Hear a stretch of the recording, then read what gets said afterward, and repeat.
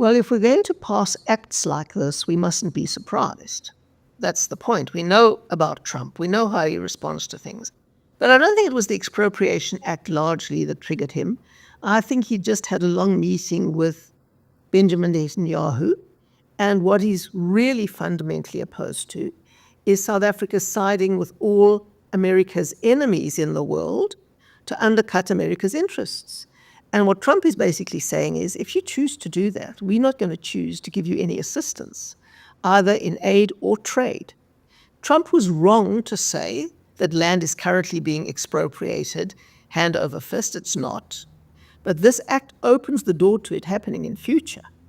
This is actually just the tip of the iceberg in terms of what the real problem is between South Africa and the US. I mean, Trump's had enough of, and the US, frankly, has had enough, because this is a bipartisan thing in the US.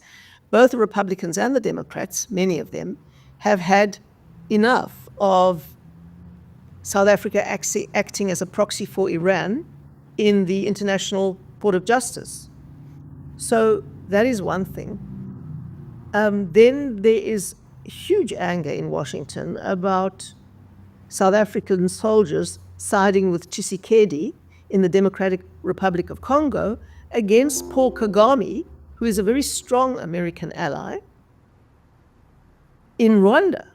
And the United States doesn't like that. The United States doesn't like what we're doing with BRICS. What we're doing is building that up into a geopolitical anti-Western force. And, it's ironic, because the moment we celebrate most in our history was the moment that we became a constitutional democracy, with everyone having the right to vote and checks and balances in the Constitution. And those are all Western values. And now we are making common cause with everyone who wants to destroy the system of government that we hopefully still prize. So the point is, they're not going to be able to get away with it. And so the cause is not Donald Trump, although he got it wrong on wholesale land expropriation. The cause is what South Africa is doing with all the countries that oppose the interests of America and the West, the whole of the West, by the way, and they've had enough of it.